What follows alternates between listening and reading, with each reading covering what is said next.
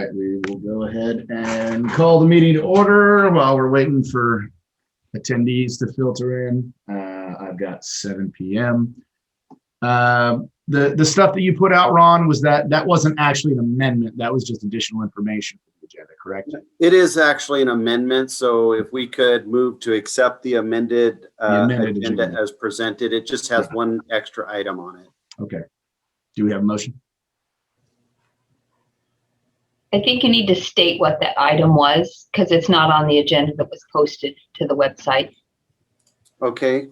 It's for the sweeper, but do we have an agenda number? It'll go under new business. Yeah, it would be new business B. Yes. So we've got the wastewater. So yeah, it'll be 6B. So do we have an motion to approve the amended agenda? I move to approve the agenda with the addition of adding 6B for the Public Works dump site. Do we have a second? Second. Second. Vote by roll call. All right. Councillor Seha. Aye. Councillor Ecclestone. Aye. Councillor Lee. Aye. Councillor Sini. Aye. Councillor Wick. Aye. Mayor Clevenger. Aye. And that is unanimous. Mayor, before we go any further, let me apologize for the agenda snafu there. That was me adding an item after the fact. We had that sweeper project come in, and I kind of threw a monkey wrench into that whole process. So I apologize. It happens, Ron. It's no big deal. So moving on, first thing, we've got a presentation from Public Services. So KJ and Travis, take it away, please. I think, do we? Yes, you're right. Hi, Travis is going to share a screen here. Good evening, Mayor and Council. It's good to see you again. I'm KJ Lewis. I'm the Municipal Relationship Manager for Republic Services, and with me tonight is Travis Comfort, your Municipal Contract Administrator. The last time that we appeared before Council, we asked for a rate adjustment. We're not going to ask for a rate adjustment tonight. It's my intention to not let so much time go by and instead come in annually with a report, an update, and to check in. So first, an overview of what's been a hopefully very anomalous year.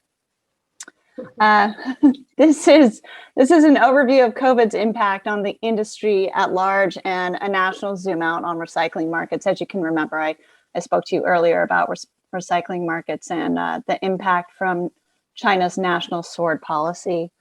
I wish I could say that recycling markets have totally stabilized since I last spoke to you globally, but that's not the case. As you can see, that national sword is a permanent structural change, and the pandemic, of course, like everything, places an additional impact on our industry like it has everywhere.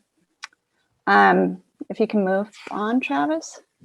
The next slide provides a quick overview of legislative bills that we were tracking this session. And I'm just going to draw your attention to two of them that were pretty important. Senate Bill 581 was called, nicknamed the Truth in Labeling bill. And that was really to eliminate customer confusion at the curb, everybody sees the chasing arrows with the number inside and you automatically think that it's recyclable, but it isn't necessarily the case. It depends on the market that you're in. And so this bill was intended to alleviate that confusion by pressuring producers of the plastics that contain whatever your product holds to have a label saying whether it was recyclable in Oregon or not. It actually made it two ways and means. It got a little watered down, and now if it makes it out of ways and means, it will create a task force. But you will see this bill come back, this Truth in Labeling, it's called, after probably in 2 years. Senate Bill 582 is the really big one that you might have heard about on the radio or in the news. It would essentially overhaul the state's recycling system. creating a standardized list of what's accepted, and introducing what's called extended producer responsibility. So again, putting shared responsibility on the producers on the front end, the people who make the plastic products that our stuff, our consumables are contained in, and to make sure that what they're using as packaging material is actually recyclable and has a responsible end market here. There's, as you can imagine, there's been some opposition to this bill, but it is the result of a 2-year process with DEQ, haulers, producers, and processors, and local government. So it's been a really in-depth and robust conversation. It's gone through several dash amendments, and right now, I mean, this could happen any moment. It could go to the floor at any moment because they have a 1-hour turnaround time now. So stay tuned on that. Next slide, please. So we can talk a little bit about our, as a company, local responses to what's been a year of what seems like endless states of emergency. Not to look back on a troubling year, but we're going to, I guess. Our COVID response, though, was swift and immediate. So we sent, as soon as the lockdown started, all non-essential workers, non-frontline workers were sent to work from home, including our customer service representatives, who were sent home with the equipment that they needed to do their jobs. Like everywhere, we established really strict cleaning protocols. We staggered start times. We gave everyone 10 additional PTO days if they were diagnosed with COVID, or if they had to care for a family member or loved one that was diagnosed with COVID.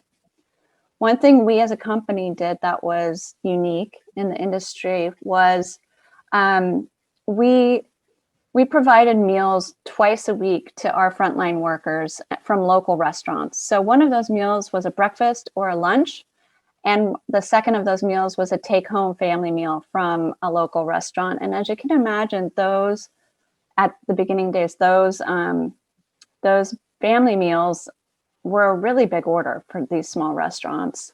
We also provided gift cards of $100 every other week to our frontline employees and asked them to spend those gift cards at local businesses, and made it like a contest where they took selfies in front of the businesses that they were supporting. And I'm telling you this simply to remind you that small businesses are our customers too, and we wanted to support them while also boosting morale amongst our employees, and during that very uncertain time in the early days of the pandemic. Next slide.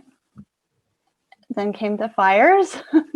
As you know, our employees live and work in the communities that they serve, and we gave, again, gift cards to help with unexpected expenses, and many of our employees were displaced and needed to stay in hotels. So we covered those hotel stays for them and their families, and we procured additional PPE so that the frontline could continue to serve your community. We also donated and distributed water and sports drinks through local law enforcement. And after that, of course, we had the ice storm. So we had over 100 coworkers without power. Again, put up whoever needed to stay in a hotel and provided meal assistance. And we procured generators for the team members who were without power during that time when it was kind of weird, where some people had power and other people didn't have power. So we were able to get people back in their home as soon as possible. And I'm telling you this is just to say that we take care of our people so that they can continue to take care of you, providing the curbside service that you rely on. Next slide. Just some fun facts about your city. We have 7 drivers servicing your city, and we pick up almost 157,000 carts picked up every year. And you can see the material hauled in 2020 as far as tonnage. Also, I just want to mention here before I turn it over to Travis, customer service wise, we've staffed up our customer service centers in Woodburn and in Corvallis, and now over 60% of calls that are received in Oregon or that originate in Oregon are received by people based in Oregon. So I wanted to let you know that, and we don't have a slide about it because we didn't receive any complaints from your city last year. So I don't have anything to report on that side. I'm going to hand it over to Travis right now to talk a little bit about financials and what's going on there, and I'll come back at the end. Good evening, Mayor and Council. Thank you again for having us this evening. It's an honor and privilege for me to present our financial position to you. Our team was here last summer to present a rate request to you. That request was to get us to a 10% rate of return through the end of 2020. I'm pleased to report that our finance team has projected that this will keep us whole through 2022 based on our current forecasts. As you can see on slide 9, disposal and recycling continues to be the largest proportion of our expenses, and we don't anticipate that changing going forward.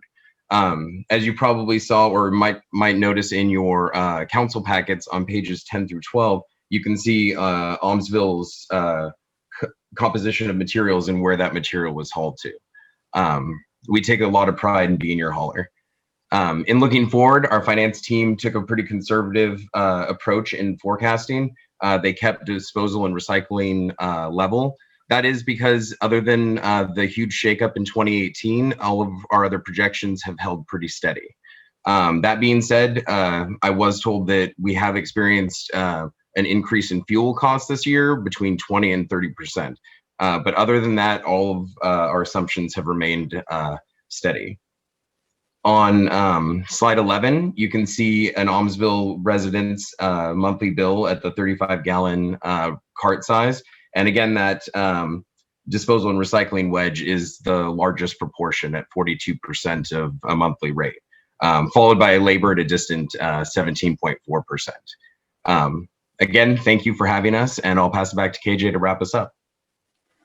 I just want to point out that disposal is the item that we have the least control over because the rates are set by the county at the burner. Totally. Yeah.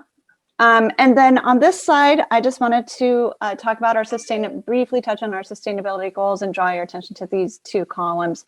One is our commitment to climate leadership, but the other is our charitable giving. As most of you know, we do sponsor at the local level, and we are participating again in the Corn Fest this year, and we're excited about that. But we also have a national charitable foundation that focuses on community revitalization or neighborhood revitalization. And we have a partnership with Habitat for Humanity and Rebuilding Together, and large national nonprofits like that also have local affiliates. But the form of that giving can be in many different forms. Like in North Portland, we're rebuilding a community garden in a low-income neighborhood. We're partnering with Habitat for Humanity, or we're partnering with small business organizations who are, I was just talking to Habitat today up here, who are, they're working on improving HVAC for small businesses as they return to normal, post-pandemic. And I'm telling you this because it could be a Main Street cleanup, it could be, who knows, but if you, council or mayor, have an idea of something that you'd like to do in your community, I encourage you to reach out to me or your operations manager, Josh Harvey, to talk about what you have in mind, and I can walk you through the process for that application. Last slide, Travis. Just a quick list of some awards that we won even last year during that crazy last year, but World's Most Ethical Companies, Best Employers for Women, and 100 Best Corporate Citizens, just to name a few. And in summary, I'd just like to thank your city for being such a great partner. We're so pleased to serve you, and we're open for questions now. Does anybody have any questions? I'm seeing head shakes. So KJ, Travis, thank you guys very much. Honestly, you guys are always fantastic to work with. You regularly come to our meetings and are a part of it. I know, KJ, I've reached out to you before when we've had issues. You guys have always been great. So we really appreciate it. Thank you, Mayor. Thanks. It's great to be here. Have a good evening, everyone. You as well. Okay. Thank you, guys. Bye. Next, we have public comment. I am seeing 2 attendees.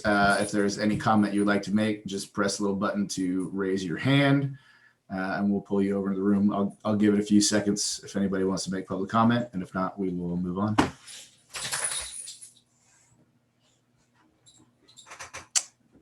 I'm not seeing any raised hands. No other visitors, so consent agenda. We've got the meeting minutes from the meeting on the 24th. Everybody get a chance to read through that. Were there any issues, comments, concerns? If not, do we have a motion? I'll move to approve the consent agenda as presented. Do we have a second? Second. Go by roll call. Counselor Seha, Aye. Counselor Ecclestone, Aye. Counselor Lee, Aye. Counselor Sini, Aye. Counselor Wick, Aye. Mayor Clevenger. So I guess I'll vote aye, but I wasn't even there for that meeting, was I? Oh, that's right. So I guess I can abstain from this one. Yeah. I didn't see any typos or anything, but as far as the substance of the meeting minutes, I have no idea. they seem right. good. So public hearings. We have our public hearing about the state revenue share. So I will go ahead and open the public hearing now. I have 7:21. And we will start off with a staff report from Josh Hoyer.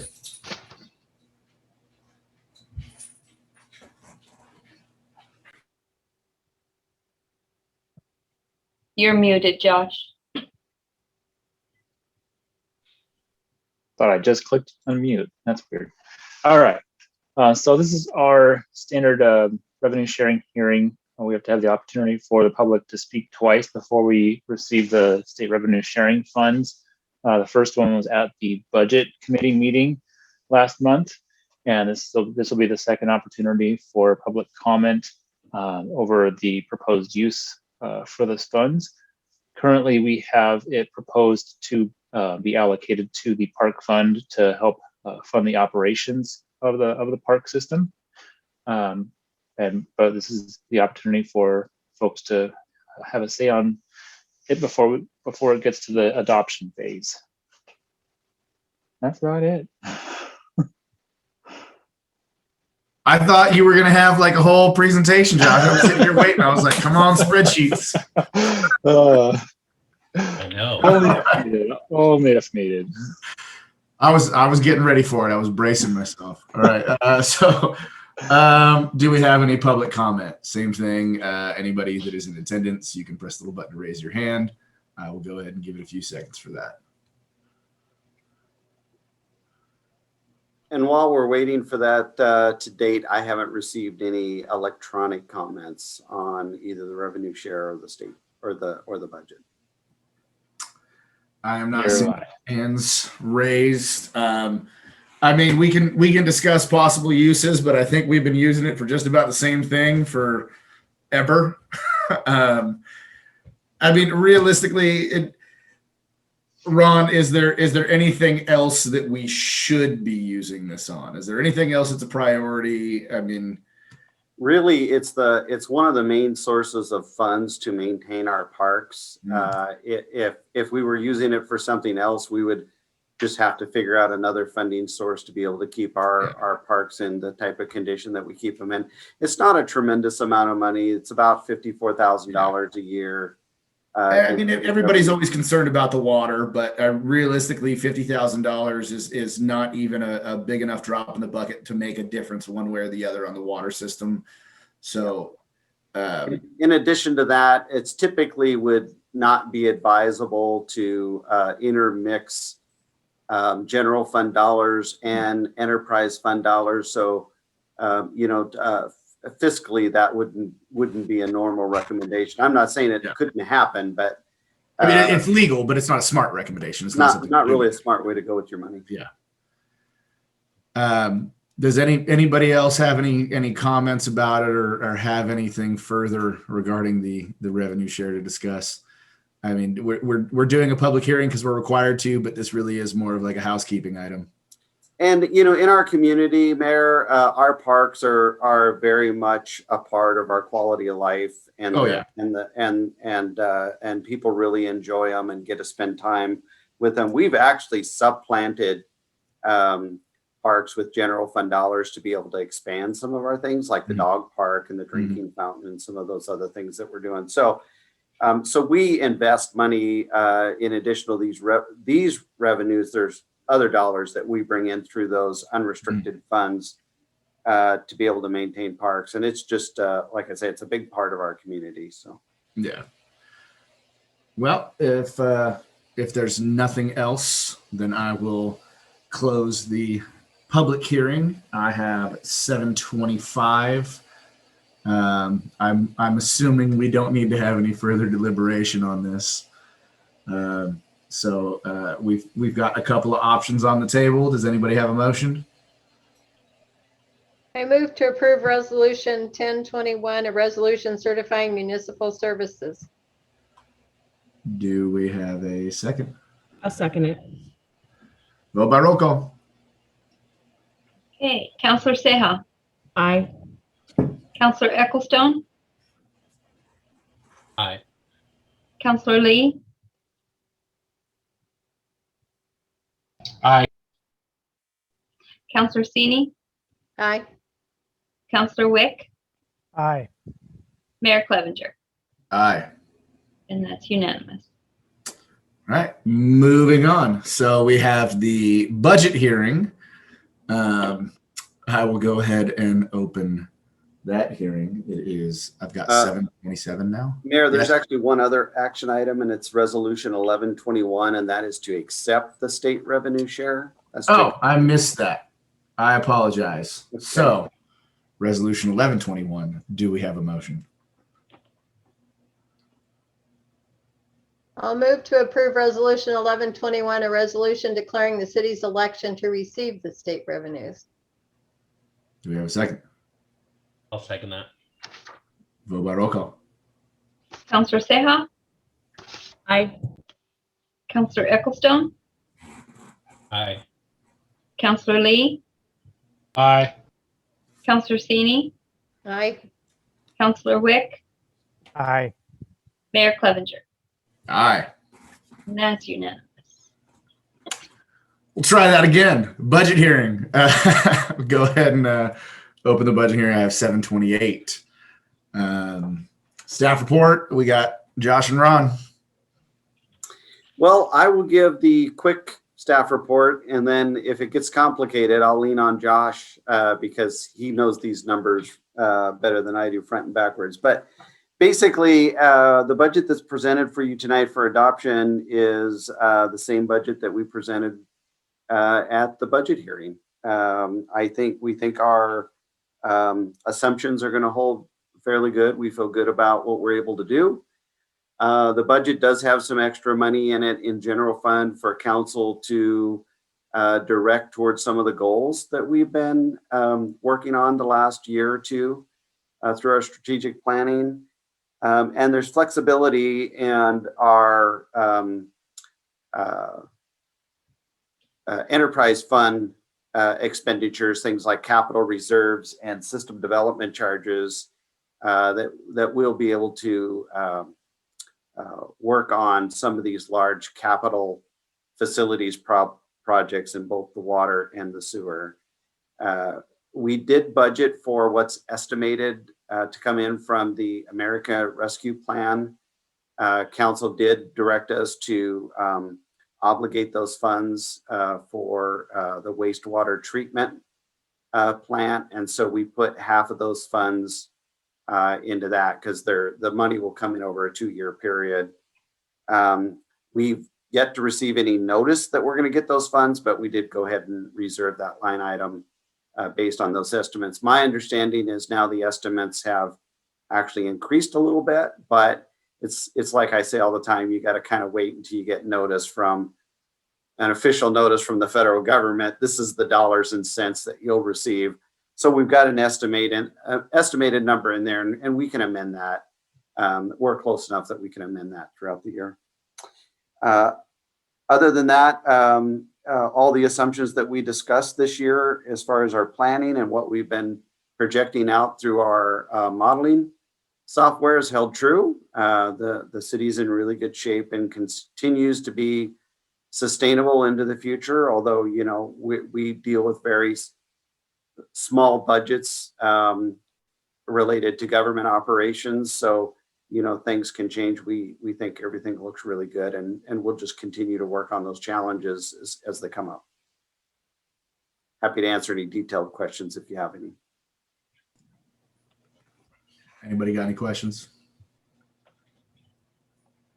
I mean, the budget is the budget, and I can honestly say between Ron and Josh, they have made the process extremely easy the past couple of years. I was not a part of this meeting, but I have been apprised of everything. I think that's the day I flew was when we had the budget meeting, so I wasn't able to jump in on that one. But yeah, I mean, this meeting, this budget cycle and last budget cycle, I think we had the whole thing done in one meeting.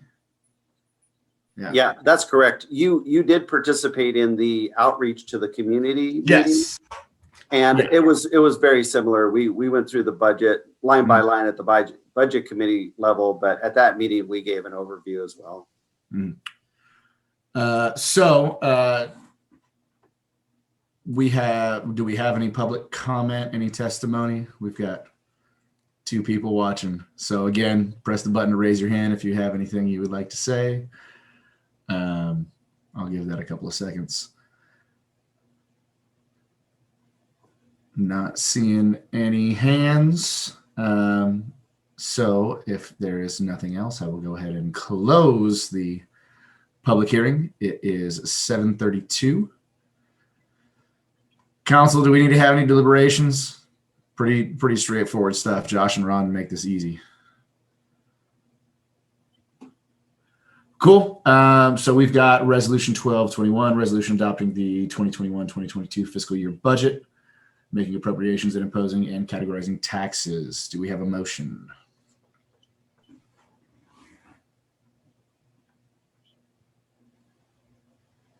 I move to approve Resolution 12-21, a resolution adopting the 2021 fiscal year budget, making appropriations and imposing and categorizing taxes. Della's making all the motions this time. So Walter, you were a second? All right, vote by roll call. Counselor Seha, Aye. Counselor Ecclestone, Aye. Counselor Lee, Aye. Counselor Sini, Aye. Counselor Wick, Aye. Mayor Clevenger. Aye. And that is unanimous. Thank you for catching my my typo. I didn't want to try like my dyslexicness reading that those numbers. I'd mess it all up. So moving on, no old business, new business. We have item 6A, review for approval of the wastewater treatment plant geotechnical proposal from West Tech Engineering. You're muted, Ron. There we go. This continues the foundation work that we need to do to prepare ourselves as we move forward. We're kind of working in parallel to getting our new discharge permit issued. This actually covers 2 projects that the city has. One is the proposed siting of any upgraded facilities that we may need at the wastewater treatment area. And then the second is we are working on the proposed public workshop building. And with both of those projects, there's a very limited area of property that's owned by the cities that's not used for the storage ponds that we have. And it's It's very expensive to fill in one of those ponds to be able to use to build some sort of facility. So one of the things we'd like to do is spend a little bit of money to explore the quality of the ground that's available surrounding the buildings. And some of it has been filled in over the years. So we have to do this geotech analysis of the soil just to make sure it can handle the weight.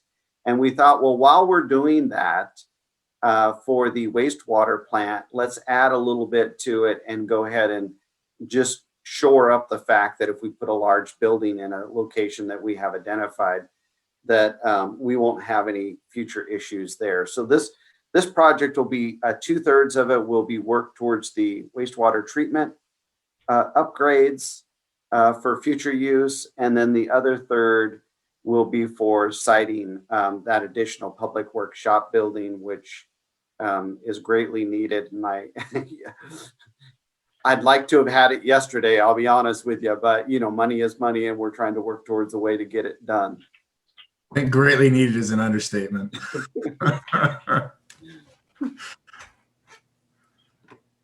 So does anybody have any questions?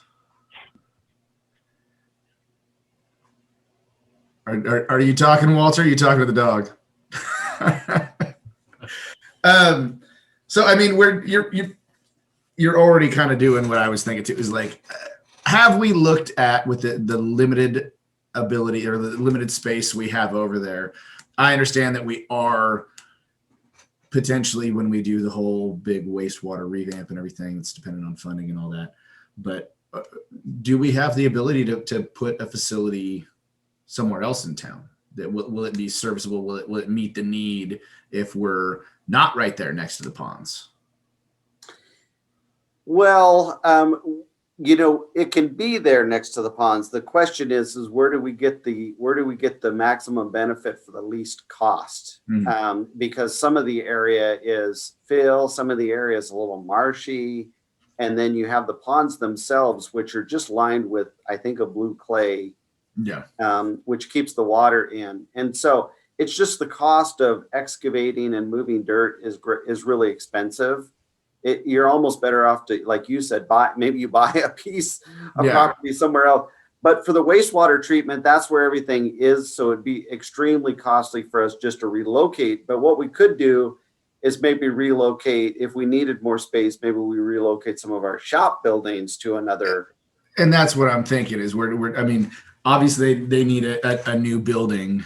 That we already know that the building is there right now because it's meeting that need. But have we looked at what if whatever we build there is purely just to meet the need for a mechanical plant and everything else is uprooted and put somewhere else? Is that feasible? Yeah, we've done the surveys of the property, and our engineers feel like there's enough room that they've identified, both the facility and the expansion. It would be our preference to try to keep everything in one complex because it's more efficient that way. Yeah.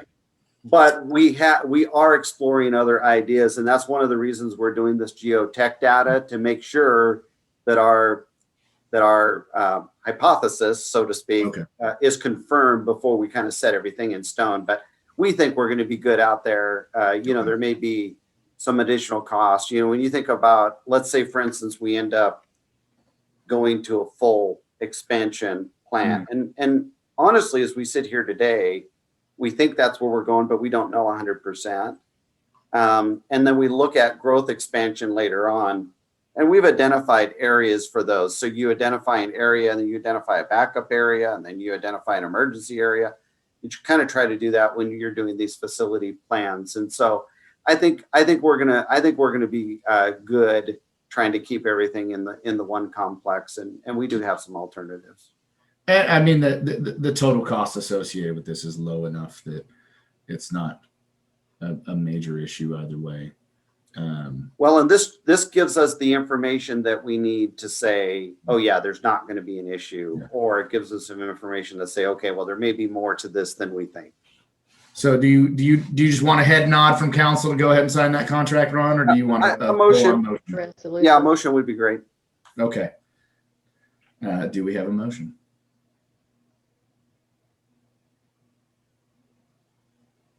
Are y'all gonna let Dylan make all the motions tonight? Is that how this is gonna go? Is it just a motion to approve the wastewater treatment plant? Now there's that Uh, motion It's packet. in your packet. I There's a got this. motion. It is in the I packet. move to approve Yeah. contract to complete the geotechnical study for geoengineers as described in the proposal and above at the cost of $19,900 with 2/3 billed from sewer SDC fund 029-626 and 1/3 billed from public work equipment fund and public works capital 016810. Do we have a second? Second. Vote by roll call. Counselor Seha, Aye. Counselor Ecclestone, Aye. Counselor Lee, Aye. Counselor Sini, Aye. Counselor Wick, Aye. Mayor Clevenger, Aye. and that's unanimous. So now we have 6B, which is the amended item, which is the new dump site for the sweeper that we're talking about, Ron, I believe. There, let me unmute so I don't get told. Yeah, thank you, Mayor, for that. Yeah, this and again, I apologize that this got added at the last minute, but it was a few hours after we'd sent the agenda, and I thought, gosh, I'd really like to try to get it on the agenda. This actually goes towards council's goal of upgrading our facilities to be in compliance with all local and state laws. DEQ really requires all of the street material that we sweep up with the sweeper to be housed in a confined location where the runoff of such material can't get back into rivers or streams or the aquifers. There's lots of heavy metals and different things that you pick up when you do these sweep the streets. And we haven't had an approved site. And so this is something we've been working on, number one, to be in compliance with DEQ standards, but also to meet council's goals of upgrading and maintaining our facilities to be in compliance and to serve the citizens in the best capacity that we can. And so this project's been kind of lingering out there because all year we've gotten some pretty high bids in to do this project. And we just kept contacting the entities over and over and saying, hey, have you reevaluated your bids, or did we get anybody else or identify a new contractor that might want to bid on it? And we got one that was, I felt within reason from Canyon Contracting LLC. And so we would like to go ahead and get that project done and get that awarded to them. Now, this will put in a catch basin and a pad with ecology blocks that surround the pad. So when the street debris comes in, it can be dumped on this pad. And then any rain or runoff from that will go down into the catch basin, and it'll actually go to the treatment facility and be treated through the standard process. So a lot of that will get filtered out. The one project that we will need to do sometime in the future, or we'd like to do, is add a tall cover onto this. We don't need to do that right now, but in the long run, we want to do that because what it'll do is it'll allow the debris to dry out and lower the weight, and then it'll save us in dumping costs as time goes on. So we're going to get the pad done now, and then maybe next year we'll come back with a little project for the cover. Anybody have any questions on that? I'm going to take that as a no. So you want a motion on this one as well, Ron? Yes, sir. Thank you. So can we get a motion? I believe Colleen put it in the chat, the verbiage. I have it. I move to approve and authorize the city administrator to sign the proposal from Canyon Contracting LLC for $47,264 from Fund 014-808 to construct a sweeper dump pad and drainage system. Do we have a second? Second. Vote by roll call. Counselor Seha, Aye. Counselor Ecclestone, Aye. Counselor Lee, Aye. Counselor Sini, Aye. Counselor Wick, Aye. Mayor Clevenger. Aye. That is unanimous. All right. Ron, your report, please, sir. All right.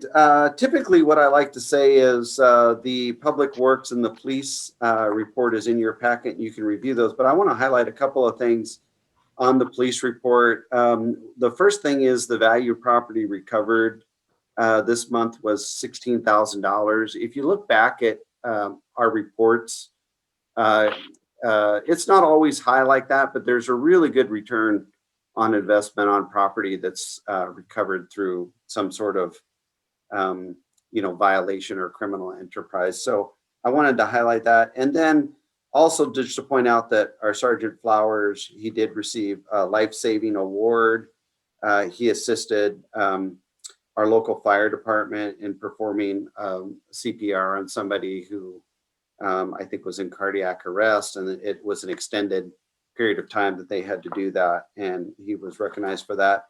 And we've actually had a number of city employees that have been recognized for life-saving efforts this year, and even our assistant public works director had helped save a life earlier this year. So it happens more than you think. We don't always call it out. I just wanted to recognize those two.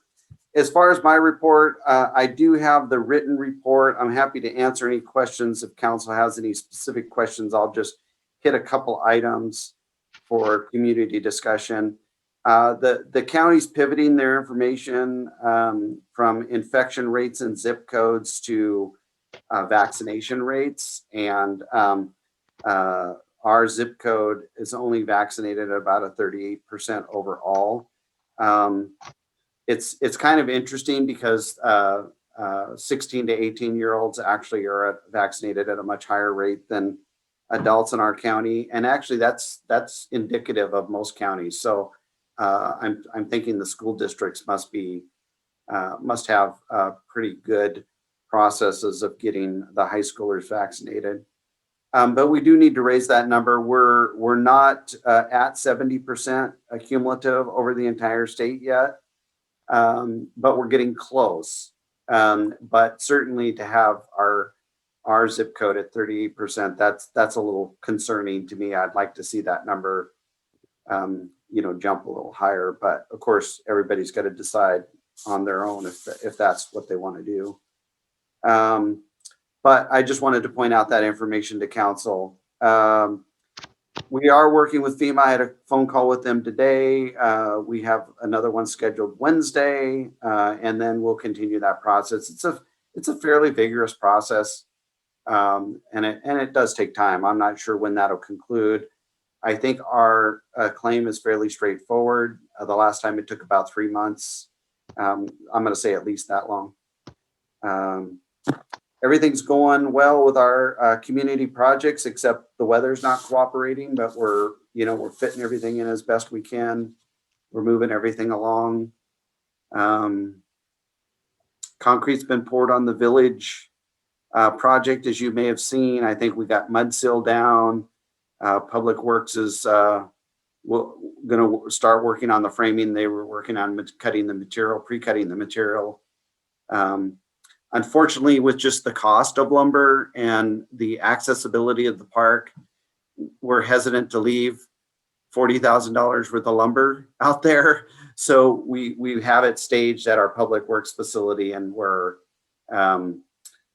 just breaking into it, cutting it, and then moving it out there a little at a time. It's a little more laborious, but unfortunately, that's what we have to do right now. We continue meeting with our representatives, Angie and the mayor, and I have had numerous meetings. I don't think that there's anyone in either the state or federal government that represents Oregon that isn't aware of us. So whether that translates into a benefit or not, I don't know. We'll see as time goes on if there's areas for them to fit us in, but we are being the squeaky wheel. If you know someone who hasn't heard from us, let me know and I'll go yell at them too. That's what I said. We are being the squeaky wheel. Legislative bills. I did want to point out, we were tracking some of these legislative bills. ones that we're aware of, but a lot of bills popped up in the late sessions, and so there's a lot of them out there. Senate Bill 8, I believe, is related to zoning within jurisdictions. I really don't like the fact that, you know, we're a charter city under our Constitution. The idea behind that is that local people get to make local decisions on how their community evolves. And it's concerning a little bit that the state legislators erode that by coming up with these laws that kind of trump our local ordinances. But Senate Bill 8 basically requires the siting of apartment complexes in any zone in the city, regardless of the zoning. Now, the language goes on to say that they have to be part of a government entity project or a nonprofit organization, but you know, those developers make those relationships as they're working on those. So that's a little concerning. I'm not sure how much it'll affect us. Maybe it won't affect us much at all, but it's certainly a bill that is out there, and I would hate to see you know, our future commercial zone all of a sudden become low-income apartments or something through a program. But we'll continue to work on that. There's also a House bill, I think it was 3115, if I remember right, that basically mandates under state law that cities cannot regulate sitting, lying down, sleeping in any public properties. And so basically it requires the cities to readopt their codes to allow that. I'm going to review our park ordinance. I think we already addressed the Supreme Court case. I think it was the Superior Court case, sorry, that basically mandated that through a judicial action. I think we already really addressed that. I don't believe it means we have to allow encampments or overnight camping, but if people are loitering in those places, we can't move them along. So far we haven't had much issue with that. DEQ is out for public comment on our discharge permit. We're hoping that there's not an extensive rewrite. I think our staff are pretty happy with where we are with that right now, albeit it's a much stricter discharge permit than we previously had. We feel like there's some victory there for the city, so we'll see what happens if there's any changes. I already alluded to the ARP funds. I did want to touch on the Delmar Street connection only because there was an email sent to me earlier in the week, and I said I would comment at our meeting about it. As council knows, you've approved 2 intersection designs, one for Delmar and First and the other one for Delmar and 11th, the extension project, which has been on our transportation plan for a lot of years. We secured the right of way when the developer came in to build the 4 houses that are on the little private drive we allowed them to put in.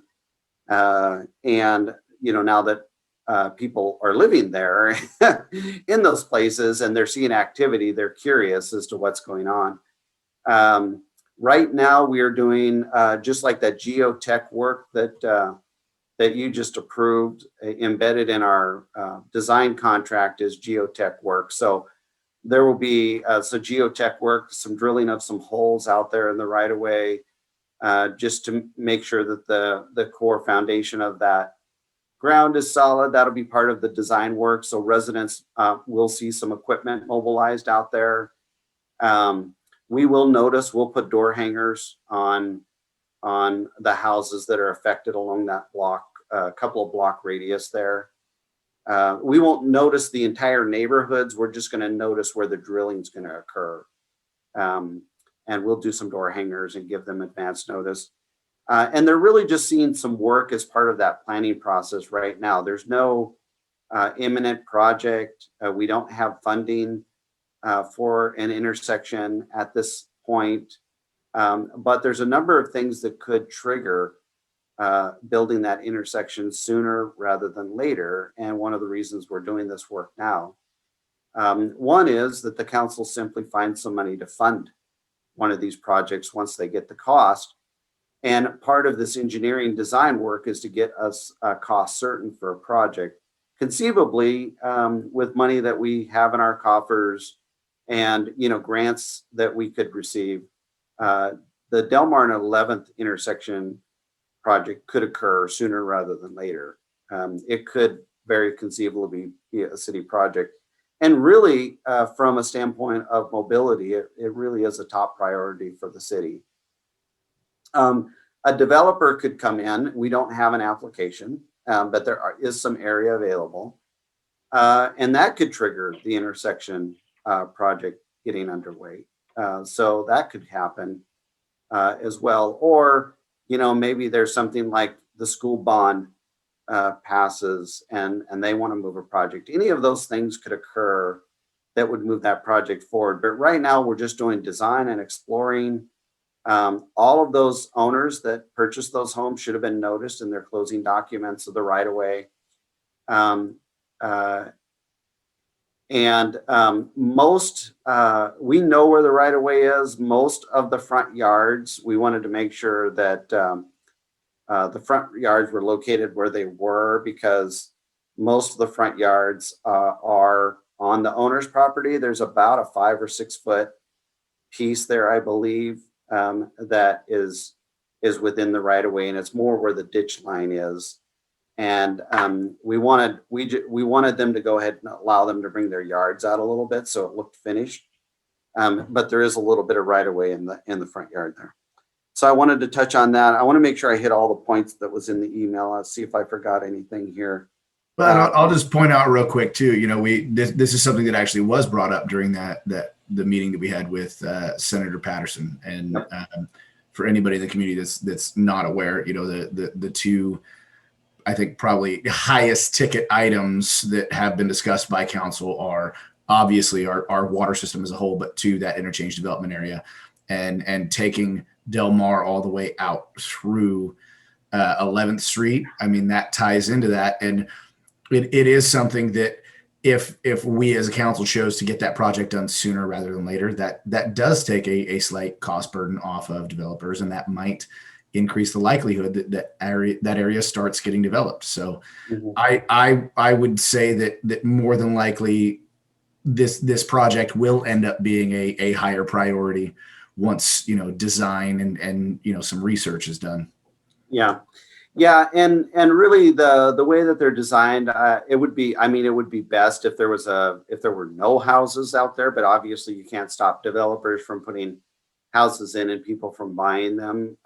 You just don't have that luxury. So, but I think the way that the road will be designed when it's all done, it's really not going to be any different than coming out of your driveway on 11th Street and exiting that way. So we'll continue to work with that. My pledge is to try to notice the residents along that private strip as much as possible. I talked to Public Works about that today.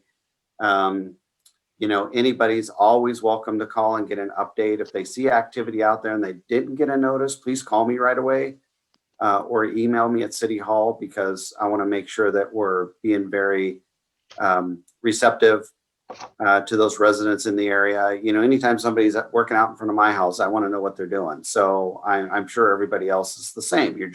You're curious, you want to see how it impacts you. So we'll continue to try to do that, but hopefully I answered all the questions. And again, I know that this came in from an email inquiry to a couple of council members. So please pass along to anybody that you talk to. Feel free to come in. They're welcome to come into City Hall and talk to me personally. And, if there's something that they have questions about, or, if they feel like, different notification process would be better, we're receptive to that. Just get back to me. And then I don't really think I have anything else of urgency. We are planning an open house for the first meeting in August for the new kitchen remodel. I'm sure it'll be done by then. Everything seems to be coming together for it, and that we're going to try to plan our first live council meeting that meeting as well. It'll be a hybrid, so people will be able to get on both through the Zoom platform and in person. So you're welcome to attend or Zoom in. But we are going to do an open house and show that to everybody. And things are just moving. We got a lot of stuff happening in the city. Flower baskets are up, flags are up. Parks are starting to get in good shape. If you've been out to Porter Boone Park, all of the stumps grew into bushes, and you can't even tell that there's a stump there anymore. And it just looks like it looks perfectly landscaped. So it looks great. Does anybody have any questions for Ron? All right, we will go ahead and move on then. So Mayor and Council's report. So I had asked Ron to add this into the agenda. Corn Fest is obviously coming up quicker and quicker. With the changes in how there's no longer board and the city is managing the event planning for the Corn Fest, I really wanted us as a council to take some time to talk about the Grand Marshal. So I had previously put a few times actually posed the question on the mayor Facebook page about, hey, who's someone that has had an impact over the past year? Who's someone that you really feel has gone above and beyond for the community? And I got a few specific names, but I would like to ask the council and everybody individually if there are any specific names that have been brought up to you, anybody that comes to mind as far as potential Grand Marshal. I'm seeing a head shake from Walter, from Doug.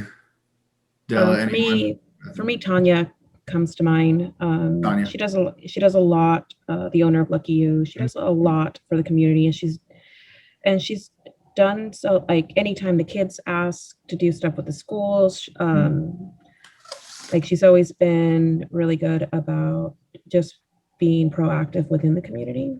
And I think they could use some recognition. Scott, anyone on your side? I can't think of anybody. Sorry. And I'll be sure to reach out to Nico as well. But the three names that were repeatedly thrown out to me were Tanya, obviously, Pastor Mike Klein over at Mountain View Church, and then Rocky Nyland as well. So, I know it may be kind of abnormal, but we didn't have a parade last year. So what I would actually propose to the council is, I think all three of those people have gone out of their way, have gone above and beyond to take care of this community for the past year and more, honestly. I would like to have three co-grand marshals. And I know that may be a little abnormal, but I would like to extend that invitation to be grand marshal to all three of them. And I know we talked a little bit back and forth about whether we were going to have a float or not. I don't care if we're cruising around on the golf cart again, but I would like for us to have a float that those three individuals can be on and bring their family members. Obviously, we're going to have to look at whatever the COVID restrictions are at the time. But my proposal is 3 grand marshals having a float and allowing the 3 of them to have their family members on that float with them. Does anybody have any issue with that? No, I like it. That's a great idea, I think. Okay, I'm seeing your comment, Ron, as well. I agree. Is everybody cool with that? Obviously, I think with Nico being gone, because this isn't something that's like a legal decision in any way, I'll probably solicit some information from him as well, see if he's got anybody. But barring any changes, that's the direction I would like to move. So if I'm getting head nods, I would say, Ron, do you want to extend that invitation? Would you like me to extend that invitation to them? I know you manage all the event planning stuff. I understand maybe coming from the mayor may hit a little bit differently. So I'm fine either way. Yeah. I would reach out to them and ask, typically what we do is when we develop some names and we pick names, then we'll ask if they want to participate, because some people don't like to do that. Yeah. So I'd reach out and find out. And if you identify 3 that want to participate, give me their names and we'll get something put together for them. We'll make sure they have some sort of, vehicle that can accommodate them and their families. Cool. We can make that happen. Angie, wasn't it? I can't remember. I'm having a brain fart. There was something you said that you wanted to bring up under. Go to the order. Yes, or go to the order. I mean, it's either one. I can bring it up now. I'm just gonna recap the email I sent to you, Ron. So I had a check-in with Marcia Diaz, and she is our migrant liaison at our Cascade School District. Her office is actually in a side of our elementary K2 building. So Marcia Diaz meets monthly with families that are not only live within Aumsville, but the entire school district. The program currently is helping approximately 110 to 115 students ages preschool to high school push out, which is 19 to 22 years of age, who are working on their high school diploma. These numbers have been pretty consistent. She anticipates a small rise this coming year as the state starts to open back up. She shares those families that live specifically in Aumsville are still expressing a need for a fully bilingual police officer. She quoted a real face or a contact person with whom they could communicate during emergencies. They are interested in a police officer presentation from our local police department. Ideally, a Spanish-speaking officer if we have one. An interpreter can be arranged. However, Mrs. Diaz expressed some concerns with information getting lost in translation and creating a barrier. She said these residents want to be better connected within their community. Our residents enjoyed the presentation that Ron and I did a couple years ago and asked that as soon as COVID restrictions allow, another presentation be done with updated information. She gave an update on the families that were helped over the holidays through collaboration with our volunteer program. The 3 families were provided a culturally correct food box. One family was 2 families living together for a total of 12 people living in one household whose entire income is farm labor based. Another family is very active within our school district, specifically Aumsville. Expressed thanks beyond words. She said what words could describe. That family member said it was the first time not a single item was wasted or unused in the food boxes. Mrs. Diaz asked if there was any emergency funds for families who are in crisis, such as loss of a home, displacement, or arriving in town with no clothing or school supplies. I informed her currently we do not have such a fund at the city. She also expressed great gratitude for being included in community events and communication from the city these past 2.5 years. She said it has made a tremendous difference in the lives of the residents and the family members that she works with. So this conversation had us both in tears. It was very heartfelt. We went into great detail about the families and the impacts that we have made as a whole in the community. This is something very dear to my heart. I just wanted to share it. I still believe we still need a bilingual officer, whether it's a reserve or I don't know how we can recruit. Ron and I actually talked about that today. Yeah. So we've actually, Angie, just to FYI, we've actually had either 2 or 3 fully bilingual officers in the last 2 years.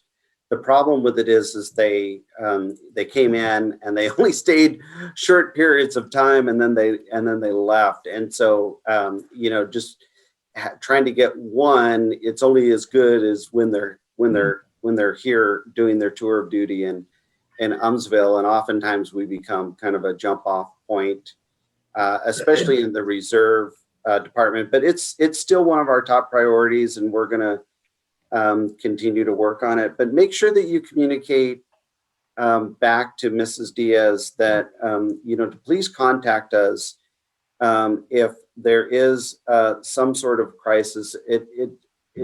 Even if we're not a social service organization, but oftentimes we are connected or can get them connected to resources. and through one program or the other. And there's also oftentimes just a call out for, there's certain people in the community that like to help in a crisis situation that we can call out. So make sure she does reach out to us in those circumstances. And, the expectation shouldn't be that we can fulfill 100% of the obligation, but we certainly don't mind putting the fillers out and seeing what's available for them. Well, I did talk, go ahead. This is actually something that I've had a conversation with Chief about previously, and Ron brings up a good point that those individuals they had that were bilingual, they rotated out very quickly. And unfortunately, that is just kind of the environment we're in with law enforcement, us being a smaller community. People come in, they get their training, and then we're the foot in the door. And the conversation that I had previously had with Chief is like, hey, we are a small community, right? We're never going to be the Yankees, but we can be the best AAA team out there, right? We can find a way to set up Aumsville to be in a position that when there are officers who come from Aumsville who apply to larger departments, we're giving them a leg up, and people go, oh, they came from Aumsville? We know they're on the ball. We want to take them, right? And I think looking at the community engagement with our Spanish-speaking community members is a way to do that. So, and I'll probably text you or call you tomorrow, Ron, but I think it would be great if we could set up some sort of little round table, maybe with, you, me, Chief, Angie, and even if it is a couple of community members or some contacts that Angie has, and just kind of brainstorm, like, what are some other ways that we can do better to engage those community members, both from the city standpoint, but also from our law enforcement standpoint. Because I recognize that we may not always have a bilingual officer. We may hire one and they're here for 6 months and then they're gone, and we get another one and then they're gone. So figuring out specifically what those resources are, making sure that all of our officers are aware of those resources and that those community members are aware of those resources. Yeah, and I think, Angie, COVID kind of put a stop to a lot of the little progress we were making. But pre-COVID, I think Angie and I even had this conversation. One of the difficulties that you find is, there's a lot of provinces to the Spanish language. Yes. Right. And so the dialect is somewhat different, right?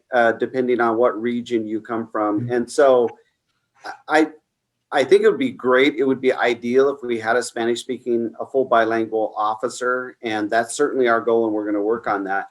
But I think we need to have fill in the gap solutions as well. And one of the things we were talking earlier was identifying a couple of people in the community that, had the native ability to speak fluent in both languages that could possibly be on like a call out list. Yeah. That we could use to help translate in those situations. If nothing else, if we're between officers, or if we just don't have somebody, they could be tapped in as a resource. Yep. And it's rare, but I suppose it could be used for all city services, whether it was a contact with Public Works or a contact with City Hall. So I think we need to think about casting a wider net. That's my opinion. And maybe Angie, we need to look at that would be willing to do that. It would be great. We need to look at 3 and 4 layers down.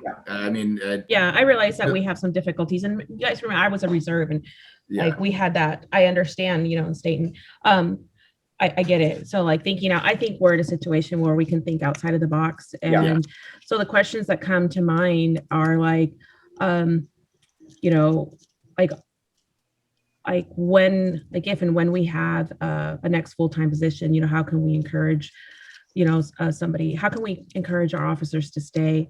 Another question I have is, what about investing in a program and teaching our long-term, like Flowers or whoever, having them like Rosetta Stone? I know it's spendy, but I think it would be an investment into our community, and having somebody maybe step up to and teach them Spanish, at least conversationally.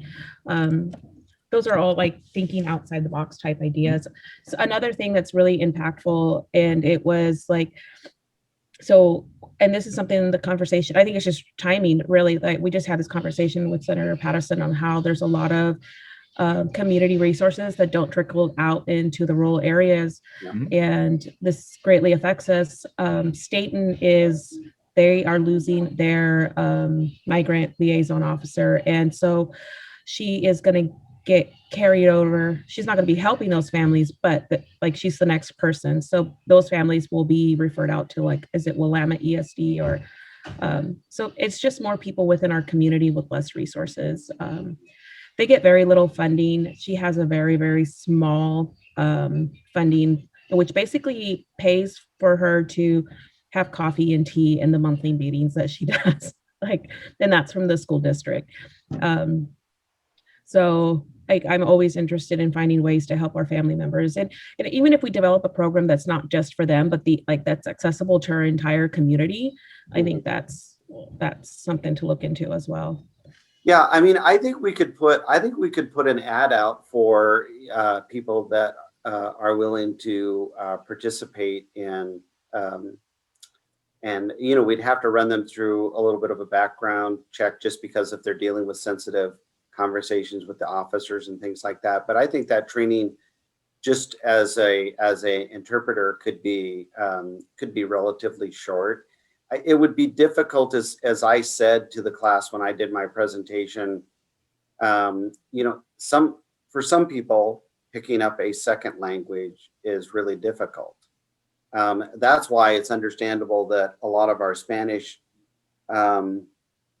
speaking cultures don't speak and understand English very well. It's not that they wouldn't love to be able to do that. It's just not everybody is receptive to multiple language. We brought this up when we were talking about the newsletter, before we were offering it in Spanish as well.